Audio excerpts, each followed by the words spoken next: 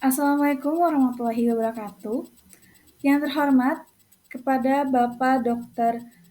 Cepitriatna, MPD, selaku dosen pengampu mata kuliah Karya Tulis Ilmiah, Program Studi Administrasi Pendidikan, Fakultas Ilmu Pendidikan, UPI. Sebelumnya, perkenalkan nama saya Sinten Zafirah dengan NIM 21029004, kelas 5B, Program Studi Administrasi Pendidikan, Fakultas Ilmu Pendidikan, UPI. Pada kesempatan kali ini, saya ingin memaparkan mengenai proposal karya tulis ilmiah yang telah saya buat dengan judul Efektivitas Peran Guru dalam Implementasi Kurikulum Merdeka di SMA Negeri 16 Bandung. Video ini saya buat untuk ditujukan untuk memenuhi tugas ujian tengah semester mata kuliah karya tulis ilmiah.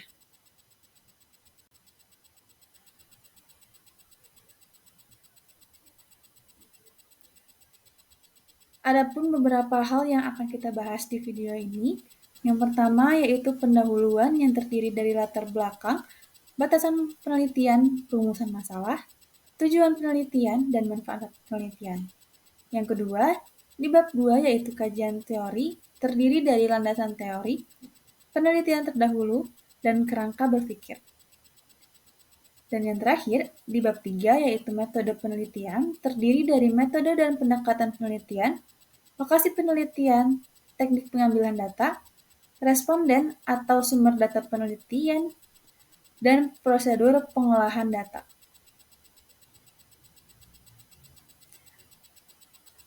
Langsung saja ke bab 1 yaitu pendahuluan. Itu adalah latar belakang dari permasalahan ini. Untuk lebih memahami efektivitas peran guru dalam penerapan kurikulum merdeka di sekolah menengah atas, diperlukan adanya studi kasus yang dapat dilihat dari berbagai sudut pandang, baik dari guru maupun siswa. Hasil penelitian ini membantu untuk memahami dampak dari peran guru terhadap siswa dan bagaimana kontribusinya terhadap tujuan pendidikan yang lebih besar. Oleh karena itu, pemahaman dan efektivitas guru dalam penerapan kurikulum merdeka sangat mempengaruhi kualitas pendidikan. Menurut Undang-Undang Republik Indonesia Nomor 20 Tahun 2003 tentang Sistem Pendidikan Nasional Bab 1 Pasal 1 dijelaskan bahwa pendidikan adalah usaha sadar dan terencana untuk mewujudkan suasana belajar dan proses pembelajaran agar peserta didik secara aktif mengembangkan potensi dirinya untuk memiliki kekuatan spiritual keagamaan, pengendalian diri, kepribadian, kecerdasan, akhlak, mulia, serta keterampilan yang diperlukan dirinya, masyarakat, bangsa, dan negara. Dalam proses pendidikan ini tidak lepas dari peran guru dalam implementasi kurikulum yang telah ditetapkan oleh pemerintah di kelas kepada siswa yang merupakan penerus bangsa. Berdasarkan hasil wawancara yang telah saya lakukan di SMA Negeri 16 Bandung, ditemukan bahwasannya SMA Negeri 16 Bandung dipilih menjadi salah satu dari 2 sekolah negeri Kota Bandung untuk menerapkan kurikulum Merdeka Berbagi karena sudah mempunyai kurikulum sendiri dan siap untuk berbagi dengan sekolah yang belum menggunakan kurikulum Merdeka. Hal ini membuat SMA Negeri 16 Bandung menjadi contoh bagi sekolah lain untuk menerapkan kurikulum Merdeka. Namun, di balik hal tersebut, guru yang memegang peran penting dalam pengimplementasiannya mendapat berbagai hambatan karena transisi yang dari kurikulum tersebut, yaitu diantaranya kurangnya kompetensi guru, kurangnya pemahaman guru terhadap kurikulum Merdeka, baik dari segi administratif maupun pelaksanaannya, dan guru yang kebingungan dalam implementasi kurikulum Merdeka dengan menggunakan metode pembelajaran diferensiasi yang dinilai beragam dan baru. Berdasarkan pemaparan di atas, peneliti memilih SMA Negeri 16 Bandung sebagai tempat penelitian karena dirasa permasalahan yang terjadi menarik untuk dikaji untuk mengungkap apakah peran guru dalam implementasi kurikulum Merdeka ini akan menghasilkan output yang sesuai dengan tuntutan masyarakat saat ini dan masa yang akan datang.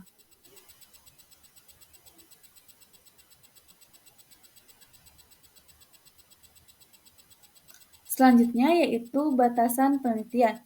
Berdasarkan identifikasi masalah yang disebutkan tadi, agar pembahasan pada penelitian ini tidak menjangkau terlalu luas, batasan masalah penelitian ini adalah yang pertama, gambaran mengenai kegiatan guru dalam implementasi kurikulum Merdeka di SMA Negeri 16 Bandung.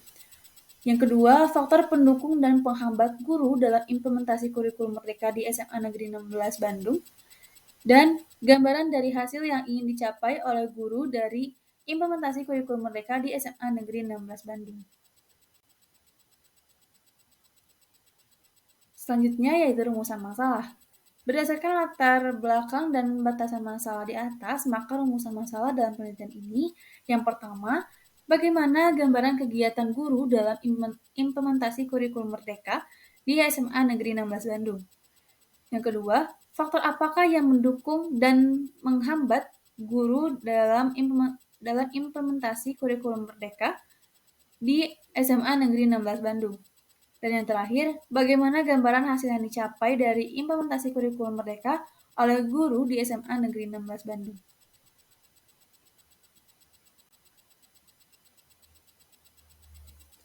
Selanjutnya yaitu tujuan penelitian. Tujuan dari penelitian ini adalah untuk memberikan pemahaman yang lebih mendalam mengenai peran guru dalam implementasi kurikulum Merdeka serta dampaknya terhadap pendidikan di tingkat SMA. Tujuan penelitian yang pertama yaitu ingin mengetahui bagaimana kegiatan guru dalam implementasi kurikulum Merdeka di SMA Negeri 16 Bandung. Yang kedua, ingin mengetahui faktor-faktor pendukung dan penghambat guru yang dapat mempengaruhi efektivitas peran guru dalam mengimplementasikan kurikulum Merdeka di SMA Negeri 16 Bandung. Dan yang terakhir, ingin mengetahui hasil yang ingin dicapai melalui peran guru dengan mengimplementasikan kurikulum Merdeka di SMA Negeri 16 Bandung. Yang terakhir di bab ini yaitu manfaat penelitian. Sesuai yang dengan tujuan penelitian yang telah disebutkan, peneliti membagi manfaat penelitian menjadi dua, yaitu manfaat teoritis. Hasil penelitian ini diharapkan dapat memberikan pemahaman yang lebih baik di bidang pendidikan dan menjadi wawasan bagi guru dalam rangka mengembangkan dan meningkatkan kompetensinya tentang peran guru dalam proses pendidikan dan bagaimana peran tersebut dapat ditingkatkan untuk mencapai hasil yang lebih baik melalui penelitian efektivitas peran guru dalam implementasi kurikulum Merdeka di SMA Negeri 16 Bandung. Lalu yang kedua, ada manfaat praktis. Bagi peneliti, diharapkan dapat meningkatkan wawasan mengenai dunia pendidikan dan sebagai wadah dalam menerapkan atau mengimplementasikan ilmu yang sudah dipelajari. Lalu bagi guru, dapat dijadikan sebagai bahan masukan atau solusi dari permasalahan yang terjadi dalam mengambil kebijakan dan pembinaan yang berkaitan dengan efektivitas peran guru dalam implementasi kurikulum Merdeka. Lalu memberikan kontribusi terhadap guru dalam implementasi kurikulum Merdeka. Lalu ada bagi sekolah, yaitu dapat dijadikan sebagai bahan peningkatan mutu pendidikan di SMA Negeri 16 Bandung. Dan yang terakhir bagi peneliti lain, dapat dijadikan bahan masukan dan referensi dalam penelitian selanjutnya dan mendapatkan ilmu mengetahui efektivitas peran guru dalam implementasi kurikulum Merdeka. Lalu untuk yang bab kedua, yaitu kajian teori. Untuk landasan teorinya, yang pertama ada efektivitas. Efektivitas berasal dari kata dasar efektif, yang dimana menurut Kamus Besar Bahasa Indonesia atau KBBI berarti ada efeknya, manjur, mujarab, mapan, sedangkan dalam bahasa Inggris yaitu effective, yang berarti berhasil, tepat, atau manjur. Maka dari itu, efektivitas bisa juga diartikan sebagai pengukuran keberhasilan dalam pencapaian tujuan-tujuan yang telah ditentukan sebelumnya.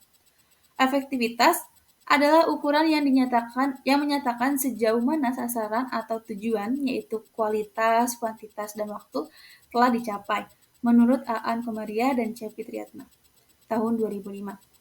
Menurut Raffianto, pada tahun 2014, Efektivitas merupakan seberapa baik kerjaan yang telah dilakukan dan sejauh mana orang menghasilkan keluaran sesuai dengan yang diharapkan. Dari hal tersebut, dijelaskan jika suatu pekerjaan dapat diselesaikan sesuai dengan perencanaan, baik dalam waktu, biaya maupun kualitas, maka pekerjaan tersebut dapat dikatakan efektif.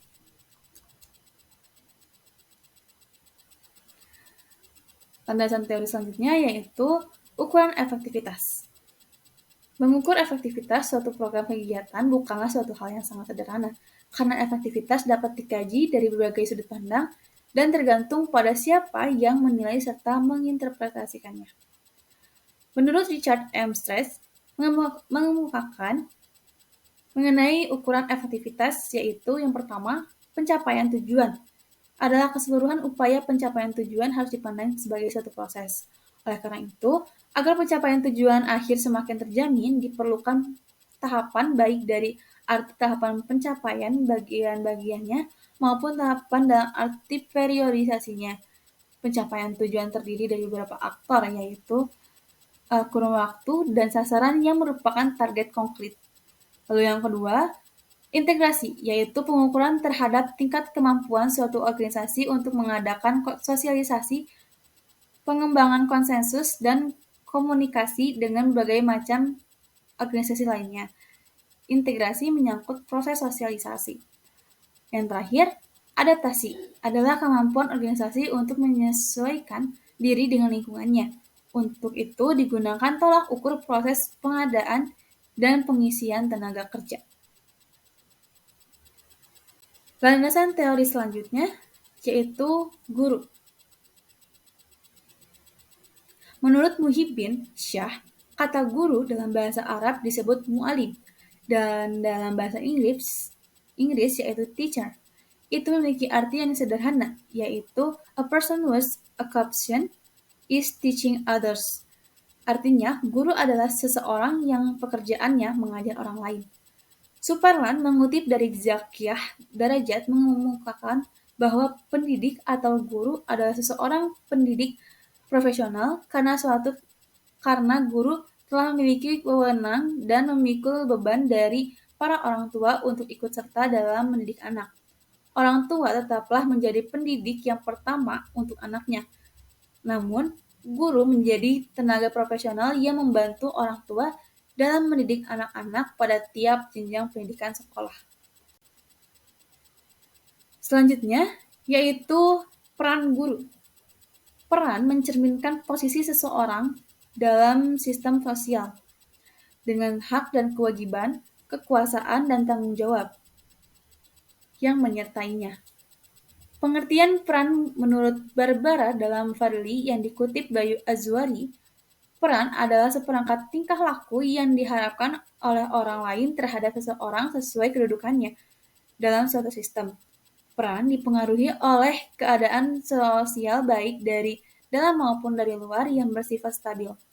Peran adalah bentuk dari perilaku yang diharapkan dari seseorang pada situasi tertentu. Dapat disimpulkan bahwa peran merupakan keikutsertaan atau partisipasi individu dalam suatu kegiatan sesuai dengan kedudukannya dalam kegiatan tersebut.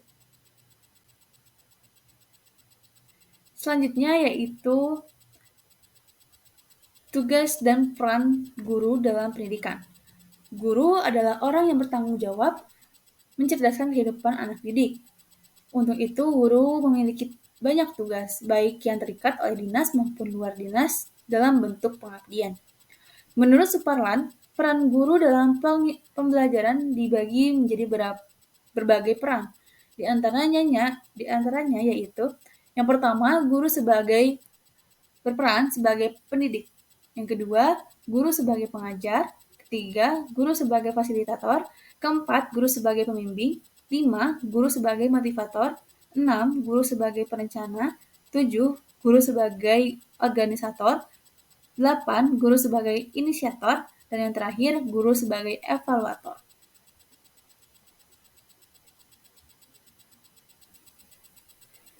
Penelitian terdahulu. Penelitian terdahulu ini menjadi acuan penulis dalam melakukan penelitian sehingga penulis dapat memperkaya teori yang digunakan dalam mengkaji penelitian yang dilakukan. Berikut ini merupakan penelitian terdahulu berupa beberapa jurnal terkait yang dengan peneliti yang dilakukan penulis. Yang pertama, yaitu ada efektivitas dan peran guru pendidikan agama Islam dalam kurikulum Merdeka Belajar di SMP Negeri 1 Gamping oleh Hukmah Fikriyah dan Muhwasid pada tahun 2023.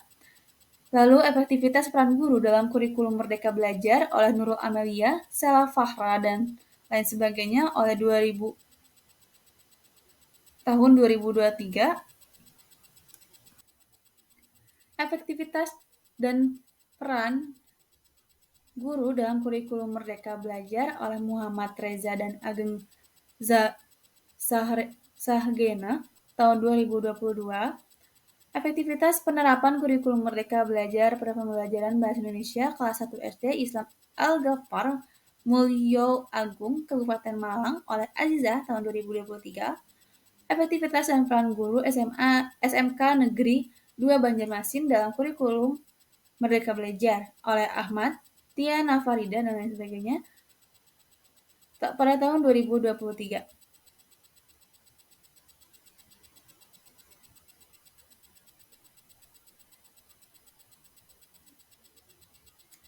Selanjutnya yaitu peran guru penggerak dalam implementasi kurikulum Merdeka di SDN 18 Korek 1 oleh Nafiah dan David pada tahun 2023. Lalu efektivitas peran guru dalam membentuk kedisiplinan siswa di MTS An-Najah Jakarta oleh Abiansyah pada tahun 2017.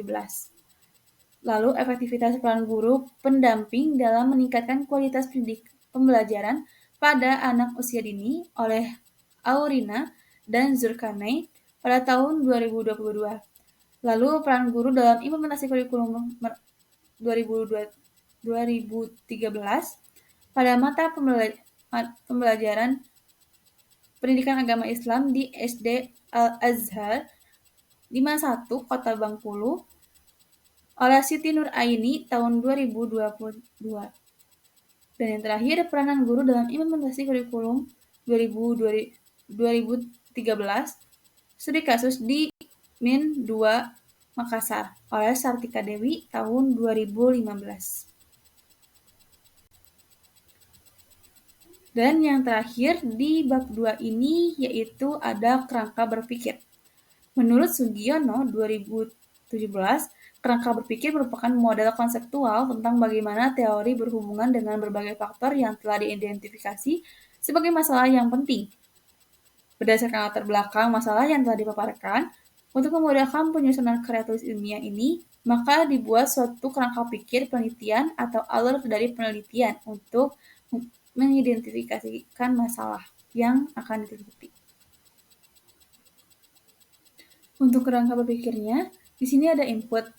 Untuk fenomena umumnya yaitu dalam implementasi kurikulum Merdeka, guru mengalami kebingungan dalam administrasi seperti dalam pembuatan modul ajar dan mendapatkan tekanan diferensiasi sehingga guru harus membuat berbagai metode pembelajaran yang berbeda-beda. Fenomena khususnya, guru banyak mengeluh kurikulum Merdeka yang menggunakan metode pembelajaran diferensiasi dan guru menggunakan segala cara dalam penulisan modul agar untuk bisa menjadi satu lembar. Untuk kondisi idealnya yaitu guru dapat mengimplementasikan kurikulum Merdeka sesuai dengan Undang-Undang Republik Indonesia Nomor 20 Tahun 2003 tentang Sistem Pendidikan Nasional Bab 1 Pasal 1. Untuk prosesnya, yaitu ada peran guru yang saya ambil menurut Suparlan tahun 2006. Peran guru di sini ada 9 yang telah saya paparkan tadi, yaitu sebagai pendidik, sebagai pengajar, sebagai fasilitator, sebagai pembimbing, sebagai motivator, sebagai perencana, sebagai organisator, sebagai inisiator, dan sebagai evaluator. Untuk keluarnya, outputnya, yaitu meningkatnya peran guru dalam mengimplementasikan kurikulum Merdeka secara maksimal. Outcome-nya yaitu pencapaian efektivitas peran guru dalam meningkatkan mutu pendidikan menjadi lebih baik lagi di SMA Negeri 16 Bandung. Dengan semua ini, peneliti mengangkat judul yaitu studi kasus efektivitas peran guru dalam implementasi kurikulum merdeka di SMA Negeri 16 Bandung.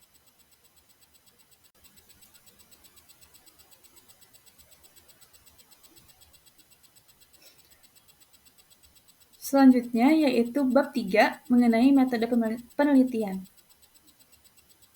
Dalam metode dan pendekatan penelitian yang dilakukan oleh penulis menggunakan metode deskriptif studi kasus dengan pendekatan kualitatif, yang dimana metode ini menjadi dasar penelitian dalam melakukan penelitian yang di suatu lembaga.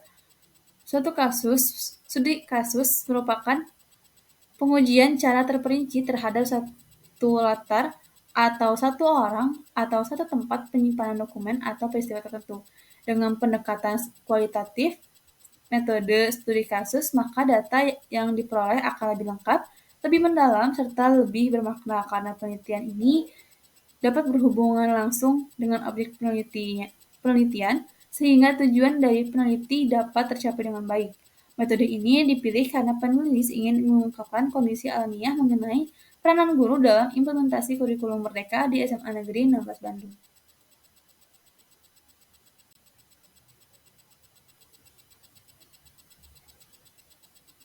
Selanjutnya, lokasi. Penelitian yang dilakukan penulis berlokasi di SMA Negeri 16 Bandung yang beralamatkan di Jalan Mekarsari, nomor 81 Babakansari, Kecamatan Kiara Condong, Kota Bandung, Jawa Barat.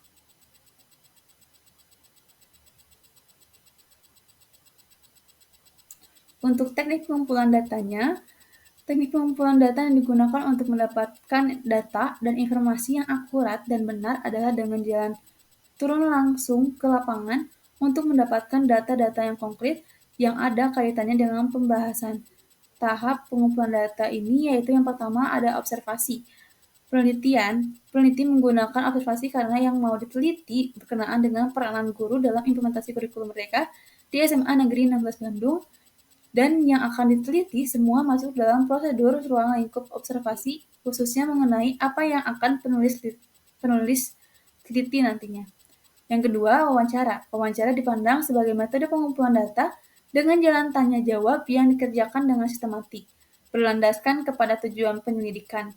Metode ini digunakan untuk mendapatkan data tentang peran guru dalam implementasi kurikulum merdeka pada SMA Negeri 16 Bandung. Wawancara ini ditujukan kepada para guru dengan teknik interview bebas terpimpin, yaitu diserahkan kepada interviewer. Lalu yang terakhir yaitu dokumentasi. Dokumentasi merupakan teknik pengumpulan data yang dilakukan dengan mengumpulkan seluruh dokumen-dokumen yang ada pada sekolah SMA Negeri 16 Bandung, serta informasi yang diinginkan oleh peneliti seperti gambar dan video, dan lain sebagainya. Selanjutnya yaitu responden atau sumber data penelitian. Dalam penelitian kualitatif, partisipan atau responden dijadikan sebagai data primer. Data primer adalah data dalam bentuk verbal atau kata-kata yang diucapkan secara lisan. Gerak-gerik atau perilaku yang dilakukan oleh subjek yang dapat dipercaya. Dalam hal ini di subjek penelitian atau informan nantinya akan diwawancarai, diobservasi, diminta memberikan data, pendapat, pemikiran, dan persepsinya, menurut Sioto dan Ali pada tahun 2015. Adapun subjek penelitian atau responden yang akan menjadi sampel sumber data dan informasi bagi peneliti yaitu staf kurikulum dan guru SMA Negeri 16 Bandung. Yang terakhir di bab ini yaitu prosedur pengolahan data.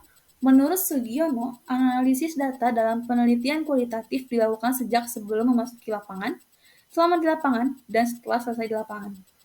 Menurut Miles dan Huberman, analisis data selama di lapangan dilakukan dalam 3 langkah, yakni reduksi data, penyajian data, dan penarikan kesimpulan. Setelah selesai di lapangan, peneliti menggunakan teknik analisis deskriptif kualitatif yang berfungsi untuk mendeskripsikan atau memberi gambaran terhadap objek yang telah diteliti. Terima kasih. Sekian dari pemaparan dari proposal karya tulis ilmiah yang telah saya buat. Mohon maaf apabila terdapat tutur kata yang kurang berkenan. Wassalamualaikum warahmatullahi wabarakatuh.